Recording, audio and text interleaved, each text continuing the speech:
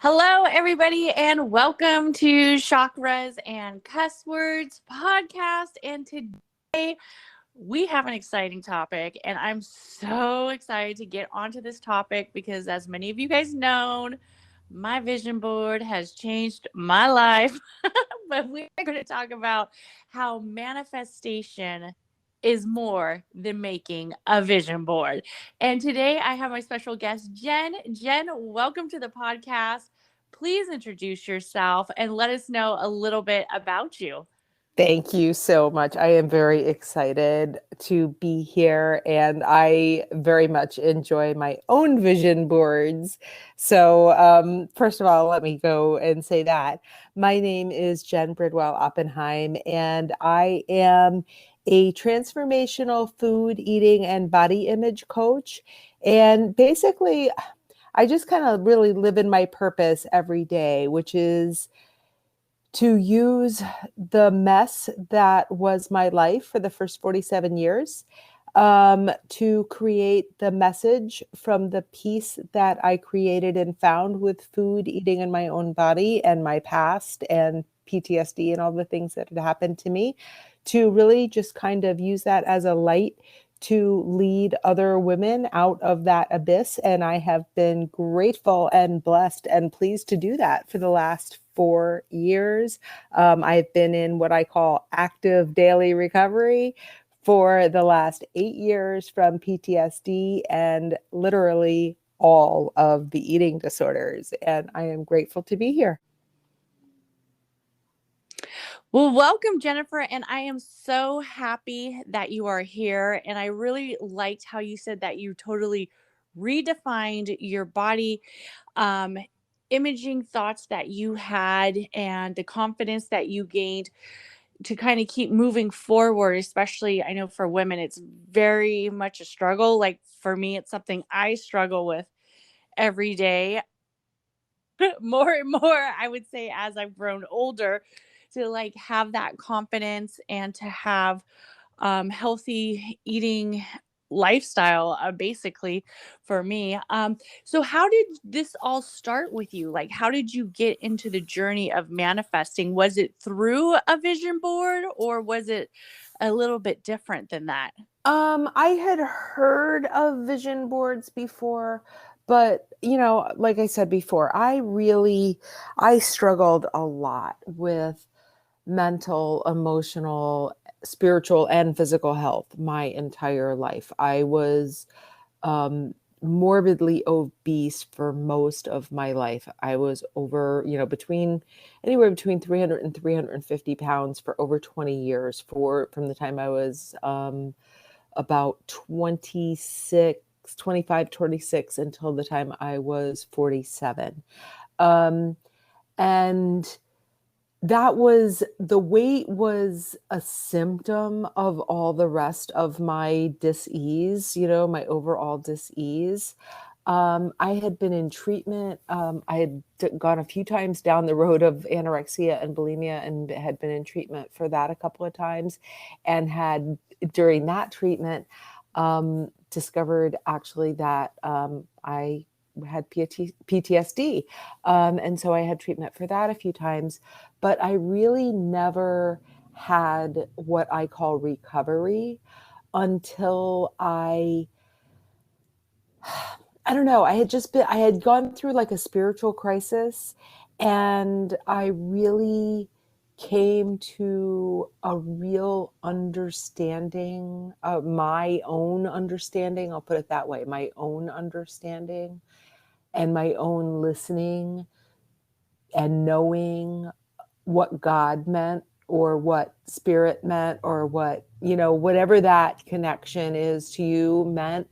It was the first time, like, I had been kind of dancing around with it for a little while.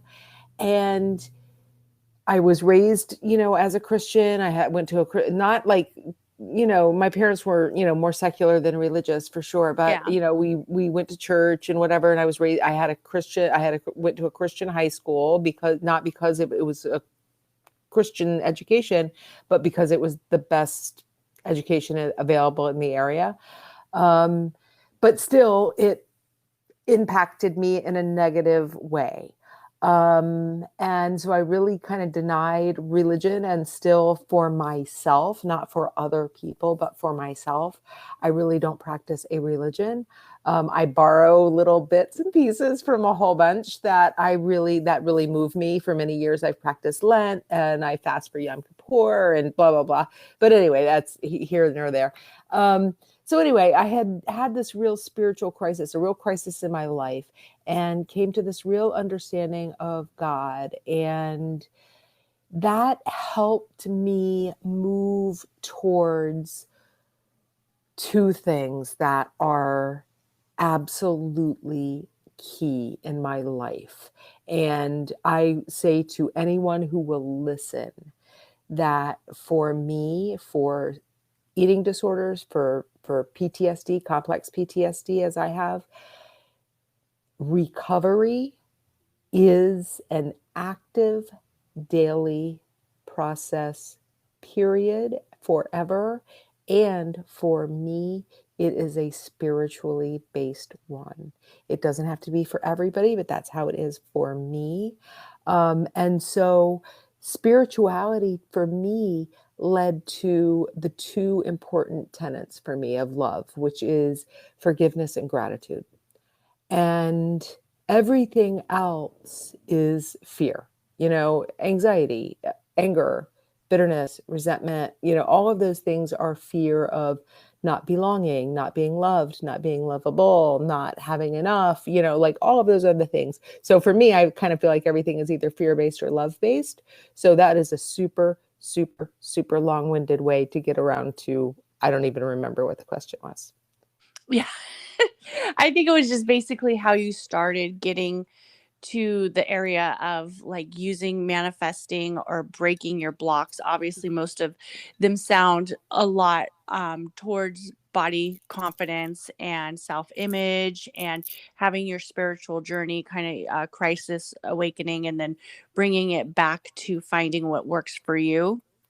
Yeah, and really, really connecting with, I think especially like as you mentioned before, so many women especially really define themselves, their worth, their by their weight, by the number on the scale, by the clothes size, by their physical appearance, by how they look in their minds in comparison to other women, Mm-hmm. whether those are other women in their lives or women they see on TV or the internet or whatever. Um, and so, I really didn't realize, it took me a lot of work to really realize that my pounds, that I lost almost 200 pounds, y'all. Um, Oh. that that was it was protection, it was Mm-hmm. comfort and it was protection. Yeah. And I am a completely open book. If anybody wants to talk to me about what I was protecting myself from, I am like glad to, like I don't want to like take your show places you don't want to go, but like I'm a Yeah. totally open book. No, that's what Um season 4 is going to be about. yeah, So okay. So, I'll reach yes. out to you. Yes. Yeah. So as far, but like, like I'm saying, it's like I use that as protection and also as comfort, as people, food is the first Mhm. way after thumb sucking, which is almost the same thing, that we learn to really self-soothe. And Mhm. food, by definition, just as animals, is a Mhm. way that when we're stressed, we go into survival mode. And that means pack on the pounds, winter is coming. Well, that's our bodies, and that's a hard thing to fight. So yeah, it was really all encompassing, but it really, for me, everything comes back to spiritually. And that's where manifestation starts, is like it starts with that connection. And that's where when you and I first talked about this of manifestation is not just is more than a vision board. I think sometimes people have that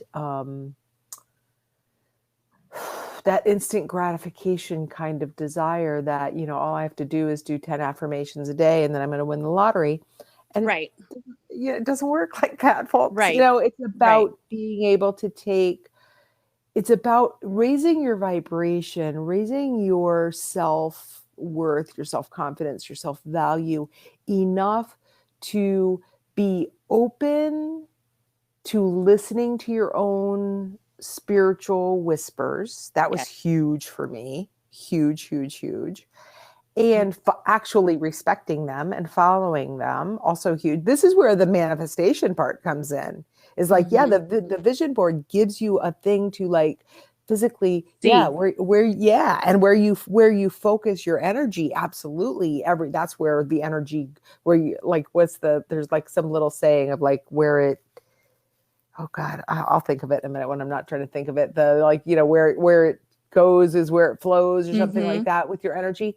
And it's true. It's true. If you're focusing your Right. energy on lack and what you don't have and blah, blah, blah, blah, blah, versus on what you aspire to, Mhm. and taking really intentional, inspired action in your own life to get there, that's where Yes. the manifestation part comes in. Definitely. And I just want to touch on how you said where you put your energy, basically where you put your energy is where it will grow. So where you're concentrating on, and when people think of like manifestation, and I really like that you are centered in the body confidence and the body mindset, and how we see ourself as our temple, and how we see ourself as the outer layer, versus the inner layer, because the inner layer usually is the one that's holding on to the, if it's weight, or holding on to the insecurities, where we feel that we need to constantly monitor what we eat, or we have to work out 2 hours a day. So a little bit about me. I grew up in a household where I was my weight was kind of always like an issue,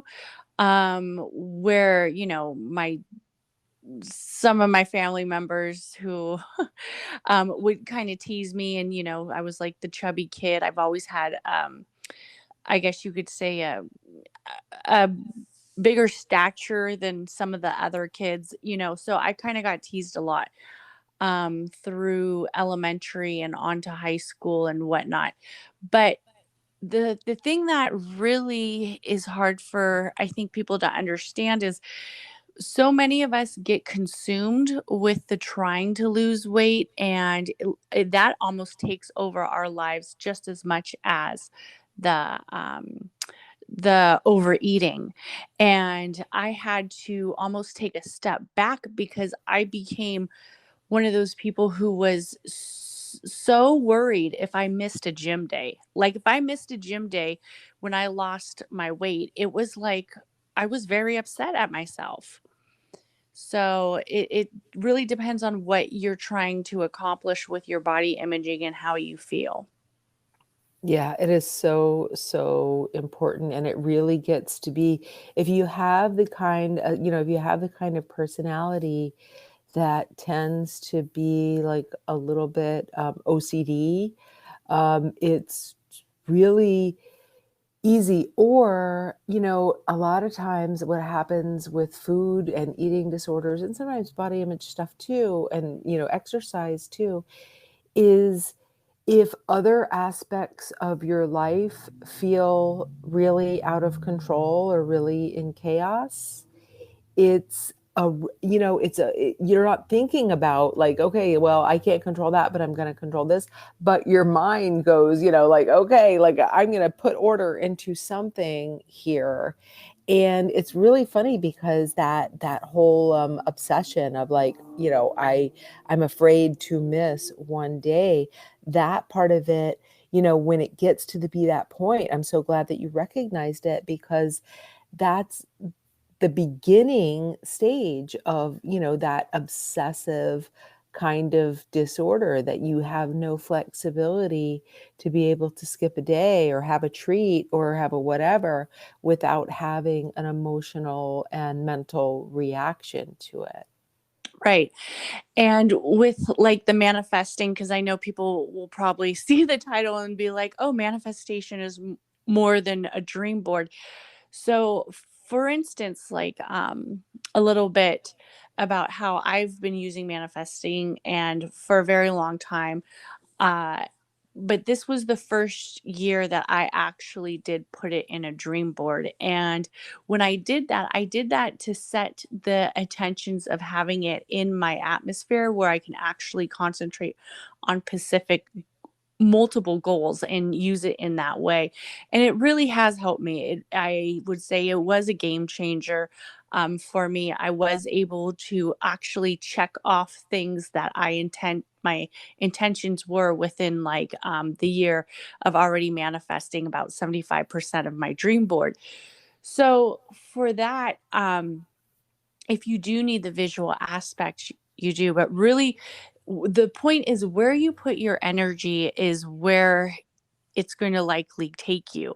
So if your energy is to manifest more confidence with your body and, maybe possibly like losing weight or getting more in shape or just becoming more active or eating better foods, it's possible. Um, like the other day, I have really decided that because I work in a very stressful work environment, I work in the emergency room, and I have decided that there's times that I come home from working in the emergency room and I eat. It's either I'm going to come because the day was stressful. I'm either going to come home and I'm going to eat or I'm going to drink. And the drinking for me, I mean, like I said, I've my listeners know that drinking for me is something that I do highly monitor because alcoholism does run in my family, and it is something that I can potentially go down that path where I'm like drinking every night. So I do monitor it. So it's either I come home and I drink, or I come home and I eat because I need something to soothe, like a comfort, because I've just been in a traumatic event or I've just been involved in a very high stress situation. And then all day at work, I'm like snacking or I'm eating or I'm like emotionally eating. Like I feel like I need to soothe something because I'm just constantly go, go, go, go, go and frustrated.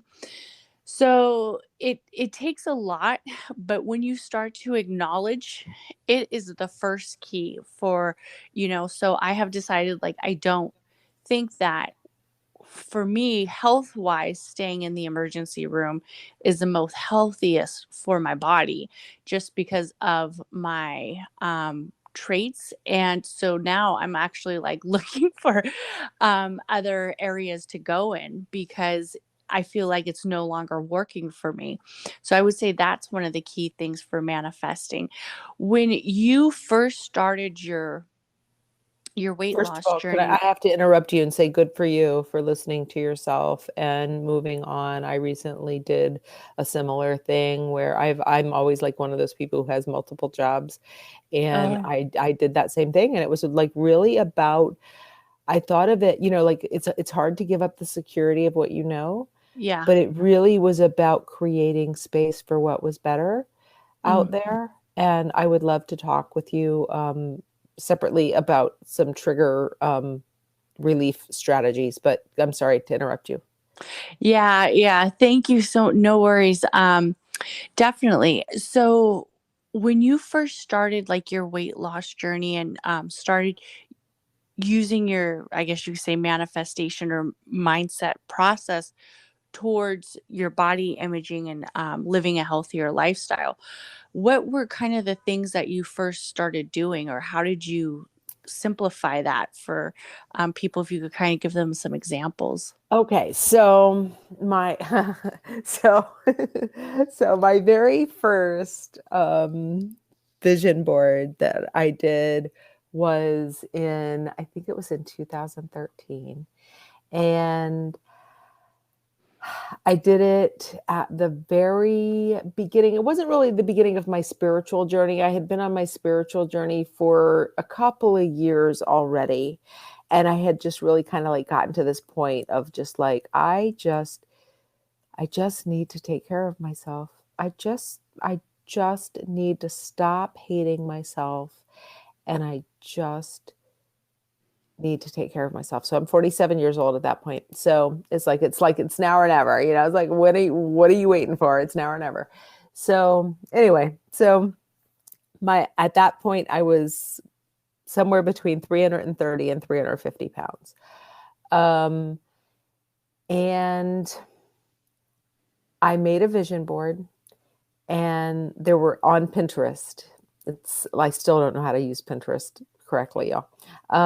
But anyway, I made a vision board on Pinterest, and there were 3 things on it. And one of them was riding roller coasters, which is something that I really loved to do as a kid. And I was that person. Yeah, it was me. I'm raising my hand. You can't see me, but I'm actually raising my hand right now. I was that person who got kicked off the ride because they couldn't close the seat. And it happened a couple times. So I think the 3rd time is when I gave up trying to get on rides. So anyway, riding roller coasters was one of the things.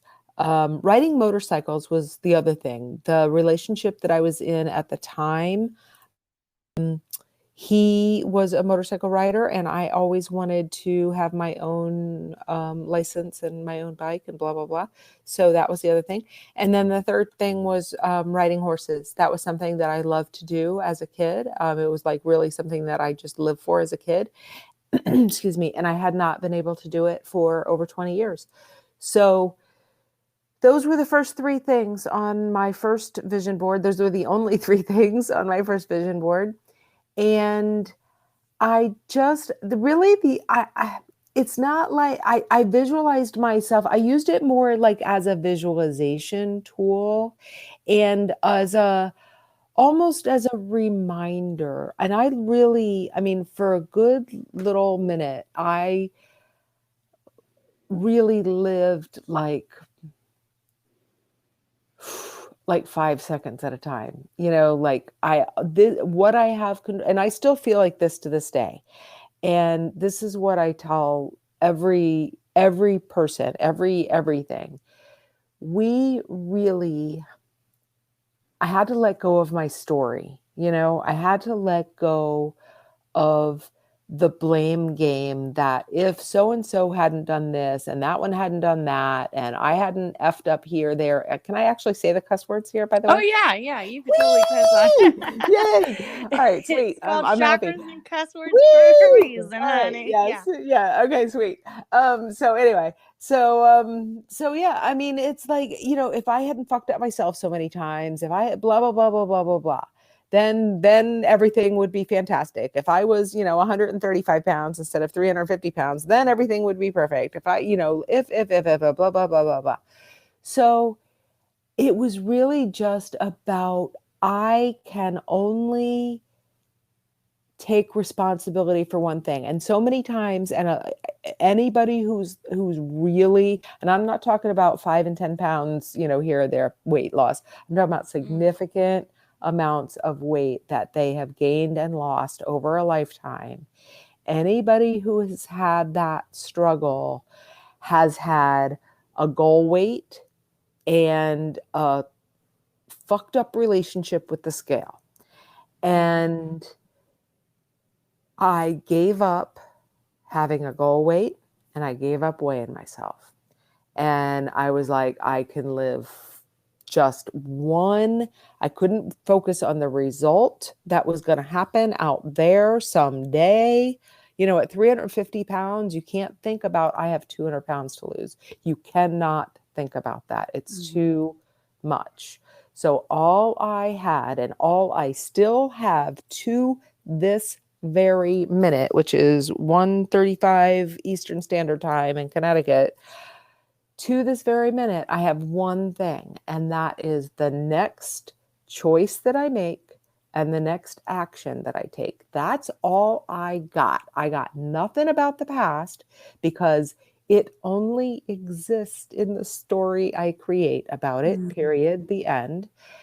And I don't have any, if the last year and a half has taught us anything, it has taught us we have zero, none control over the future.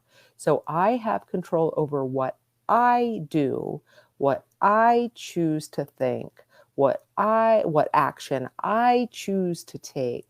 That's all I got. I got that. So that's really how, for me, manifestation works. It starts with the thought creates the belief, belief creates the action, and the action creates the result. And that's how it happens for me. Yeah, I love that. Definitely how you create the reaction and the result. It's, I mean, I think, especially when we're talking about like our bodies and, um, you know, being healthy or imaging, physically and mentally, because I have never lost 200 pounds, or I've never lost 100 pounds. The most weight I lost was 55 pounds, That's a lot and of weight. it is a lot of weight. And and I've gained some back because to lose that weight, it took a lot. It took a lot of energy, Yes. a lot It of takes a calorie burning, definitely honey. definitely takes a A lot lot more of to get it fucking off than it calorie does to put it burning. on. Jesus, Definitely. right? It took a lot of energy. And I was eating extremely clean and extremely healthy. I was in a calorie deficit, like a lot. And I really had a better understanding of like um of, I guess you could say, wanting to get up and work out in the gym for almost like 2 hours 5 days a week. I mean, that's like a huge amount of time. Most people don't spend that amount of time Hmm. in the gym. And and it was almost like I was basically, that's all I was doing besides work, coming home, and then going to the gym and really concentrating on what I ate. And I would say probably about right when I got to the lowest weight, which for people who see me, I was like, I think the lowest weight I got at that time was 165. And that doesn't even sound like that low of a number to some people. But to me, I was like I've never was that like low. Even in high school, I don't think I weighed 165. I mean, so I was like, woohoo, but I wasn't happy. Right. I Right. wasn't happy. I was like Right. exhausted, and I was like not happy in my relationship. I was not happy with my relationship with myself. Like I looked in the mirror and I was like, damn, I look good, but I still wasn't happy. Yeah. So it's like you have to find what is the most to you, what brings the most happiness to you. So to me, the word that comes to my mind so often when I talk with people about whether it's eating or exercise or what you do for yourself spiritually and mental, and all of these things are like, no joke.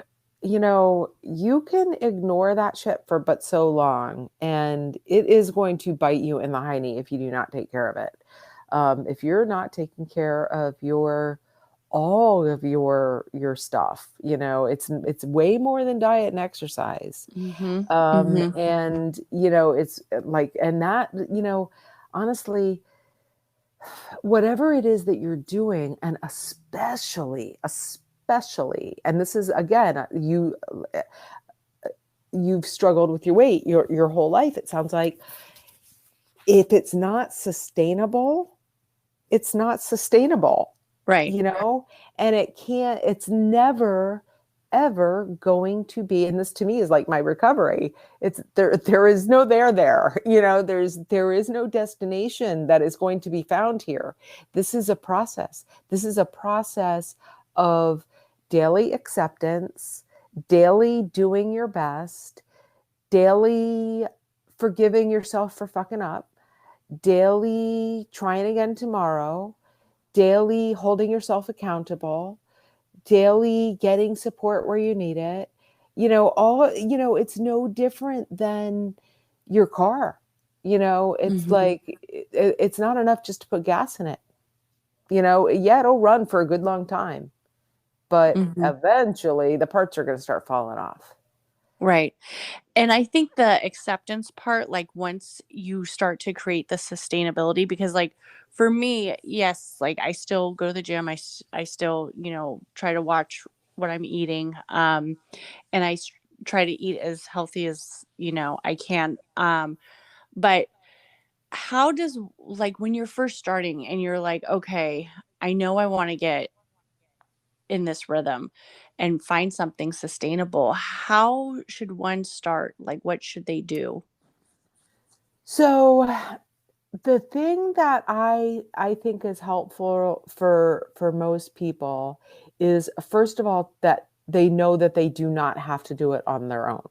There are, whether you want to pay for them, whether they're free, whether whatever, you don't have to. It could be a meetup group, it could be, whatever. There's a lot of support out there. You don't have to do it on your own. It is important. A lot of us have really eroded kind of our own self-trust. We've broken our Mhm. promises to ourselves so many times that we really don't even believe ourselves when we say we're going to do something. Mm. And so creating a little easy daily ritual, a daily habit that you can start doing and holding yourself accountable. And Mhm. then as that thing becomes a habit, add another little thing, add another little thing, add another little thing. I have my clients, and I actually myself still almost, I'm not going to say every single day because nobody does anything every single day, but most days I do a little ritual in the morning that takes me literally 5 minutes. That is just like 5 breaths, that are like, I do this alternate nostril breathing thing. So 5 breaths. I write down 4 things that I want to leave behind, whether it's some limiting belief or something I'm worried about or something I'm scared about or some Mhm. shitty thing I feel about myself or whatever. So 4 things I want to leave behind. And I personally burn that little piece of paper. You can shred it, you can, soak it in water, you can throw it away, you can do whatever you want, but I personally burn it. And then I have a little journal, and I prefer to write longhand versus on the computer. But I write 3 things that I'm grateful for, and it's 1 thing from my past, 1 thing from Mhm. my present, and 1 thing that I'm grateful for that Mm. I claim as if it's now. And here again comes the manifesting. Right. 1 thing from the future that I claim as if it's now that I'm grateful for. Then I write 2 intentions for my day. And those are usually something like, I'm going to go with the flow today. Mm. I'm Okay. going to remember that everything is happening for me today. It's stuff like that. Those will be my intentions for the day. And then one specific action that will move me in any small way towards any goal that I have for my life. And I'm going to figure out some way to hold myself accountable for making sure that action is done. I'm going to tell somebody, I'll text somebody, somebody else is going to know about it. And I'm going to make sure that action is done every single day. So you're just in a really small 5-minute way, just kind of making choices, taking intentional action for your life, I do this first bloody thing. When I wake up in the morning, I don't look at my phone. I don't go on Facebook. I don't go on Instagram. I don't No. even go on Clubhouse, none of it. This is the first thing I do every single morning. So, or Wow, almost you're every single good. morning. So, it's hard. But again, this Mhm. is about building trust in yourself and taking ownership. Like it's Mm, taking ownership. This is what I can control right now. I can stay loyal to myself in this way. I hmm. can do this little thing for myself right now. Yes, I love that.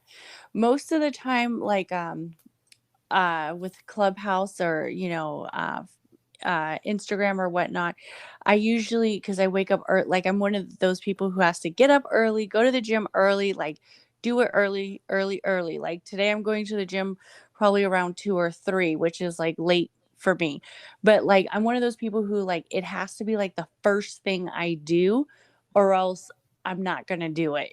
And Yes. and and I have accepted that. Like you got to get up early and go. Yep. If you Yep. get up and get on the computer, you're not going to do it. You're going to end Yep. up, next thing you know, you're like doing blog post or And forget it. It's like yes. forget about like if you think you're gonna get on Instagram for a minute, Yeah, a honey, minute. please, And yeah, a please, minute no. Instagram was like a year. Yeah, no, it is like and Clubhouse, I love Clubhouse. I do love Clubhouse because quite honestly, Clubhouse has been a real wonderful way to really connect with people and provide Hmm. real impact and value in a way that Instagram can't, Facebook can't, none of the rest of it No. allows you to connect with the way that Clubhouse does. But there's also the FOMO issue on Clubhouse, Yeah. Yeah. oh, and it's real. And so I've had to, it's like I don't believe in dieting with food, but I have had to put myself on a Clubhouse diet because it was getting a little Yes. out of control. Yeah.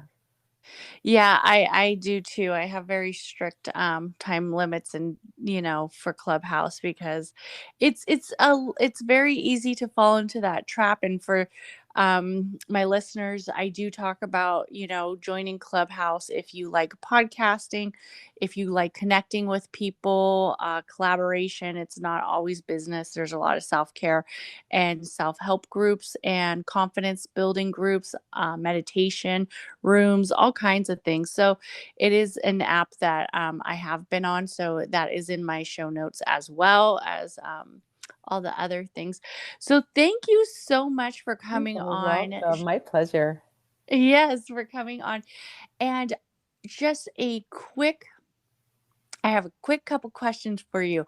Since you are all about body confidence and imaging and working through some of these blocks and limiting self beliefs, would you say, um, for somebody when they are thinking about stepping into more of having confidence for themselves, would you tell them to start with the scale or throw the scale away?